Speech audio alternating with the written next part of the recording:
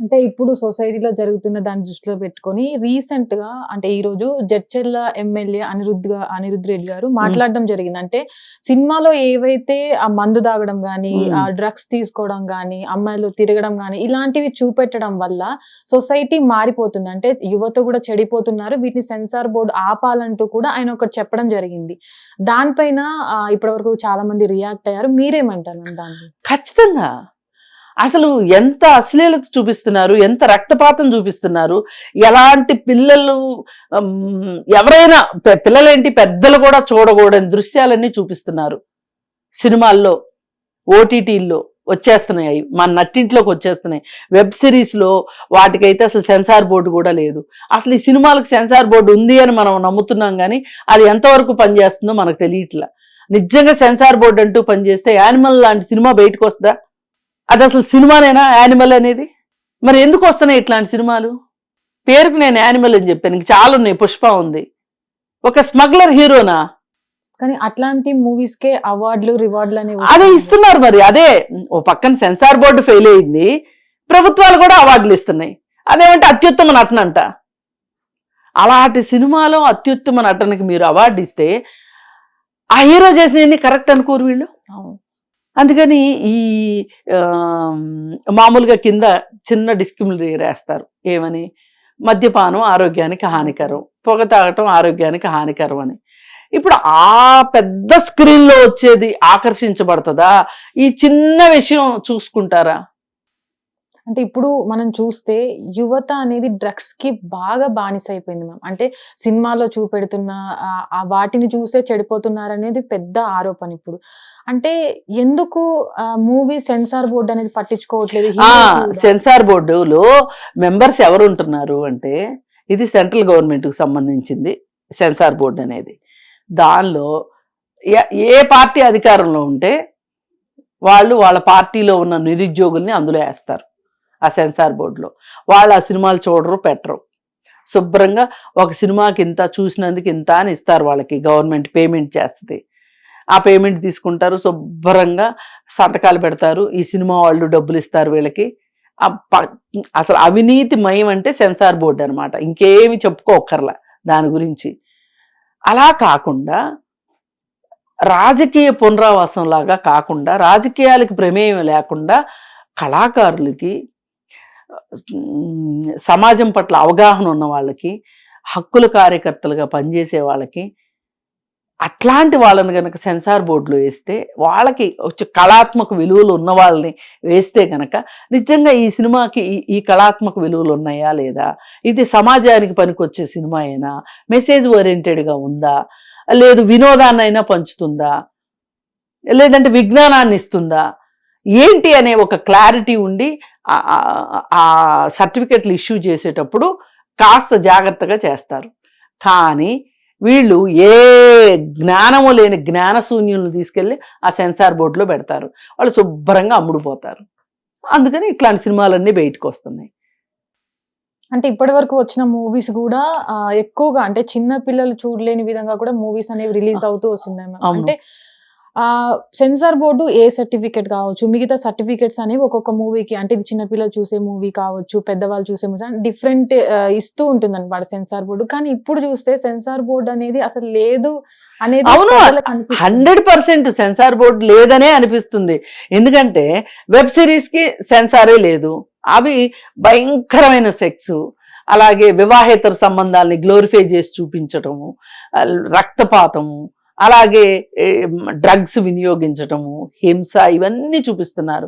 సరే, కొంచెం కొద్ది గొప్ప మోతాదు తక్కువగా ఈ సినిమాల్లో కూడా చూపిస్తున్నారు. ఇవి చూసి ఏం నేర్చుకుంటారు?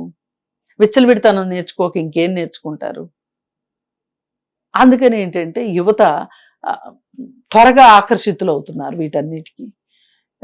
పైగా ఉపాధి లేదు వాళ్ళకి, ఉద్యోగాలు లేవు, ఎలాగోలా కాలక్షేపం చేస్తున్నారు. ఇవాళ యువత ఏ పరిస్థితికి వెళ్తున్నారంటే, ఇంట్లో ఒక ముసలం ఉందనుకోండి, ఆ ముసలమ్మకి అవ్వకేదో పెన్షన్ ఇస్తారు కదా, ఆ అవ్వలను కొట్టో తిట్టో ఆ పెన్షన్ డబ్బులు కూడా వాళ్లే లాక్కుని వాళ్లే జల్సా చేసేటట్లు తయారవుతున్నారు. ఇవాళ రాత్రిపూట ప్రీమియర్ షోలు వేస్తున్నారు సినిమా రిలీజ్ అయ్యే ముందు. ఆ ప్రీమియర్ షోలకి 2000 టికెట్ పెట్టినా కానీ, 1500 టికెట్ పెట్టినా కానీ వెళ్ళి చూస్తున్నారు. అక్కడికి వెళ్ళి చూసే వాళ్ళందరూ ఆ డబ్బులు ఎఫర్ట్ చేయగలిగి కాదు, ఇంట్లో వాళ్ళని పీడించి తీసుకొచ్చుకుంటున్నారు ఆ డబ్బులు. యువత పరిస్థితి ఈ విధంగా ఉంది ఇవాళ. అన్నిటిని మించి ఇంకా గంజాయి కూడా చాలా విచ్చలవిడిగా గంజాయి దొరుకుతుంది. ఇంజనీరింగ్ కాలేజీలో కేర్ ఆఫ్ అడ్రస్గా ఉంది. మొన్న ఏదో మంచి యూనివర్సిటీ, నల్సార్ యూనివర్సిటీలో కూడా గంజాయి తీసుకున్నట్లుగా వస్తుంది. మరి ఎంత ఈగలని ఒక వ్యవస్థను పెట్టారు రాష్ట్ర ప్రభుత్వం కూడా. చాలా కష్టపడుతున్నారు వాళ్ళు, పోలీసులు కూడా చాలా చేస్తున్నారు. ఎంత చేసినా ఉపయోగం అనేది ఉండట్లేదు. కానీ గతంలో మనం మూవీస్ చూసుకున్నట్లయితే ఒక మెసేజ్ మూవీస్ ఉండేవి అనమాట, ఒక నేర్చుకునే పద్ధతిలో ఉండేవి. కానీ ఇప్పుడు మూవీస్ అని కూడా లేదు అసలు మీరు అట్లాంటి ఎక్స్పెక్ట్ చేస్తే చాలా పొరపాటు. అందుకే ఫస్ట్ మొదటగా సెన్సార్ బోర్డుని ప్రక్షాళన చేసి ఓ 4-5 సినిమాలకి సెన్సార్ సర్టిఫికెట్ ఇవ్వలేదు అనుకోండి, అప్పుడు బుద్ధి వస్తుంది వీళ్ళకి, ఈ డైరెక్టర్లకి ప్రొడ్యూసర్లకి వీళ్ళకి బుద్ధి వచ్చి వీళ్ళు అప్పుడు ఆలోచిస్తారు కొంచెం, మనం మంచి సినిమాలు తీస్తేనే తప్పితే మన సినిమా రిలీజ్ కాదు అని. ఇప్పుడు రిలీజ్ కాని సినిమా ఎన్ని కోట్లు ఖర్చు పెట్టినా ఏదైనా రూపాయి అయినా నష్టమేగా వాళ్ళకి, రిలీజ్ అయితేనే కదా డబ్బులు వస్తాయి. అందుకని మనం జబ్బు అక్కడ ఉంది, మందు అక్కడే వెయ్యాలి. ఆ సెన్సార్ బోర్డు ప్రక్షాళన జరిగితే గానీ అన్ని సవ్యంగా ఉండదు, సినిమాలకు సంబంధించి సవ్యంగా ఉండదు. కానీ ఇప్పుడు మూవీస్ లో యాక్ట్ చేసే యాక్టర్స్, అంటే ఇప్పుడు ప్రెసెంట్ ఉన్న యాక్టర్స్ తో పాటు సీనియర్ యాక్టర్స్ కూడా అదే విధంగా అదే రకమైనటువంటి మూవీస్ కూడా తీస్తున్నారు మేము. అంటే మీ అప్పుడు పాతకాలంలో మూవీస్లలో కొంచెమైనా కంటెంట్ ఉండేది, మెసేజ్ ఉండేది, మనం ఏదో ఒకటి చూసే ప్రేక్షకులకి ఎంటర్టైన్మెంట్ చేయాలనే పద్ధతే ఉండేది. కానీ ఇప్పుడు మొత్తం వల్గర్ వర్డ్స్.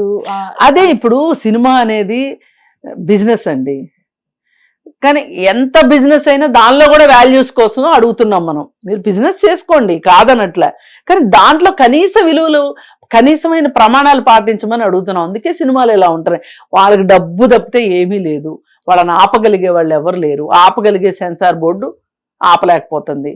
పోనీ ఇట్లాంటి సినిమాలు వచ్చినప్పుడు పాత రోజుల్లో ఏదైనా సినిమా అశ్లీలంగా ఉన్న సినిమా ఏదన్నా వస్తే, అప్పట్లో మేము ఎంగేజ్లో ఉన్నప్పుడు నానా గొడవ చేసి నానా గందరగోళం చేసి హడావుడి చేసేవాళ్ళము.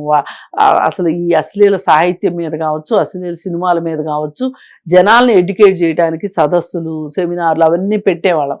ఇప్పుడు అసలు ఎవరు కాదు అనట్లేదు, ఇంకా వాళ్ళే పెట్టమని అడుగుతున్నారు. అంటే మూవీస్ తీయండి అని ఎంకరేజ్ ఎవరు చెప్తున్నారు, మూవీస్ తీయమని ఎవరు అనరు. మూవీస్ అంటే ఎవరైనా సెన్సార్ బోర్డు ఒక విషయం బాగాలేదు తీసేయండి అంటే కొంచెం వల్గారిటీకి సంబంధించిన ఇష్యూస్ తీయండి అన్నప్పుడు చాలా మంది ప్రేక్షకులు ఎట్లా అంటే మాకు కావాలి, మాకు ఎంటర్టైన్మెంట్. ఎవరు చెప్పారు మీ దగ్గరకు వచ్చి చెప్పారు ఎవరన్నా? అంటే చాలా మంది అనుకుంటారు. లేదమ్మా, మీ దగ్గరకు వచ్చి ఎవరన్నా అడిగారా? చాలా మంది అట్లా అనుకుంటున్నారు. ప్రేక్షకులు ఎప్పుడైనా సరే ఈ సినిమాలో వల్గారిటీ తక్కువ ఉంది, వల్గారిటీ పెంచండి అని ఎప్పుడన్నా రోడ్డు మీదకి వచ్చారా? అంటే మనం అర్జున్ రెడ్డి మూవీ రిలీజ్ అయినప్పుడు కూడా మనం కొన్ని సీన్స్ అనేవి సెన్సార్ బోర్డు తీసేయమని కూడా కోరింది మేము. కానీ చాలా మంది కూడా అవి ఉండడం వల్ల సమాజానికి, అంటే అవి ఎవరైతే ఆ కంటెంట్ చూస్తారో వాళ్ళకే అక్కడ సర్టిఫికెట్ ఇచ్చినప్పుడు వాళ్ళే అక్కడికి ఎలో అవుతారు కదా, ఇంకా మిగతా వాళ్ళకి ఏంటి ప్రాబ్లం అన్న వాళ్ళు కూడా చాలా మంది ఉన్నారు. అసలు ఎవరు ఎన్నన్నా సెన్సార్ బోర్డు కఠినంగా వ్యవహరిస్తే వెళ్ళి సెన్సార్ బోర్డుని మీరు ఈ కట్స్ వేశారు, ఈ కట్స్ తోటి మాకు సినిమా కావాలని అడగగలరా ఎవరన్నా?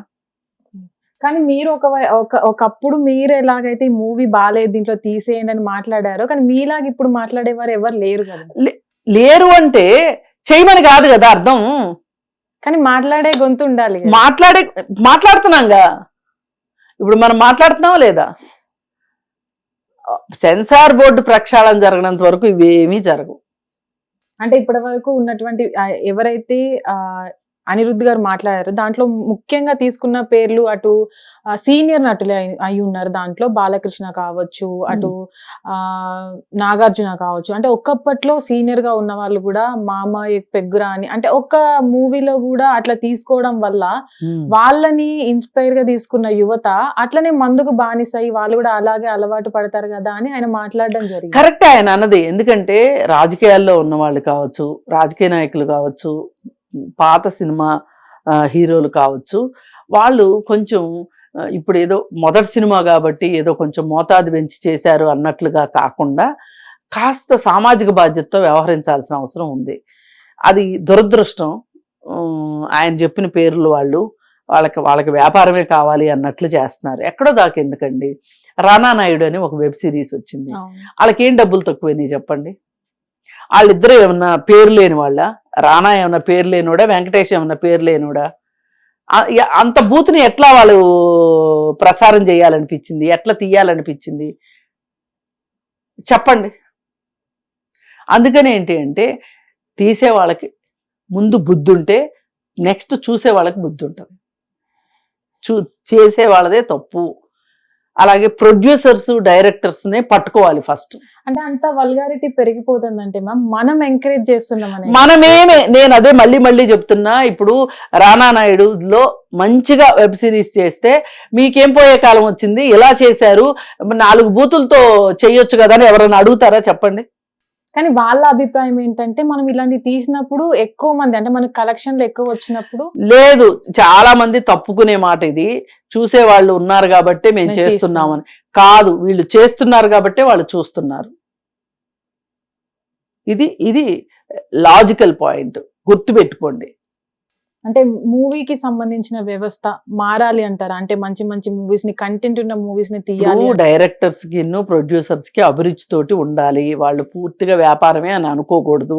అది అంతవరకు వాళ్ళ వైపు నుంచి జరగాల్సింది. సీనియర్ నటులు కొంచెం బుద్ధి జ్ఞానం పెట్టుకుని కాస్త అవగాహనతో సినిమాలు చేయాలి. మూడోది సెన్సార్ వ్యవస్థ బాగుపడాలి. అసలు ముందు దేశాన్ని పరిపాలించే వాళ్ళకు ఉండాలి ఈ బుద్ధి జ్ఞానం.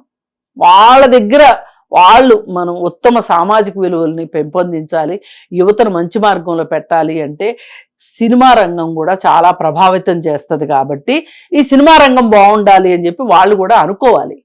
ఇలా ఇక్కడ ఎవరో అనుకోవట్లే. ఎప్పుడన్నా కాలక్షేపంగా నాకు పని లేకపోతే మీకు పని లేకపోతే మాట్లాడుకుంటున్నాను తప్పితే వేరే ఏమీ లేదు. మేము మాట్లాడుకునే మార్పు కోసమే కదా. కరెక్టే, కానీ సరిపోదు అంటున్నా నేను. సరిపోదు. ఆ ముగ్గురు మారితేనే మనం మాట్లాడిన దానికి ఏమన్నా ఉపయోగం ఉంటుంది. ఆ ముగ్గురు మారలేదు అనుకోండి, మీలాంటి వాళ్ళు నాలాంటి వాళ్ళు ఎంత మాట్లాడినా నడిచేది నడుస్తూనే ఉంటుంది. హిట్ టీవీ యాప్, ఇందులో short news, live news, entertainment shows, movies, digital magazines తో పాటు మీ జిల్లా వార్తలను కూడా ఫ్రీగా చూడొచ్చు. ఇంకెందుకు ఆలస్యం, వెంటనే హిట్ టీవీ యాప్ ని డౌన్లోడ్ చేసుకుని ఫ్రీగా ఎంటర్టైన్మెంట్ పొందండి. Hit TV app. Hit TV app. Please download hit TV app. Hit TV app ని ఫ్రీగా డౌన్లోడ్ చేసుకుని ఎంజాయ్ చేయండి. మీకు నచ్చిన ఎంటర్టైన్మెంట్ కోసం హిట్ టీవీ యాప్ ని ఫ్రీగా డౌన్లోడ్ చేసుకుని ఎంజాయ్ చేయండి. హిట్ టీవీ యాప్ ని డౌన్లోడ్ చేసుకుని ఆస్వాదించండి, ఆశీర్వదించండి. ఇంతమంది సెలబ్రిటీలు హిట్ టీవీ యాప్ ని డౌన్లోడ్ చేసుకోండి అని చెప్తున్నారంటే ఎంత మంచి యాప్ ఆలోచించండి. అమెరికా అమెరికాలో చదవాలనుకునే వాళ్ళకి విశ్వసనీయమైన పేరు మన శౌర్య కన్సల్టెన్సీ. UK లో 1 year masters, UK లో 1 year masters, 2 years work permit up to 5 years visa. Contact Saurya Consultancy. Contact 89851 89851.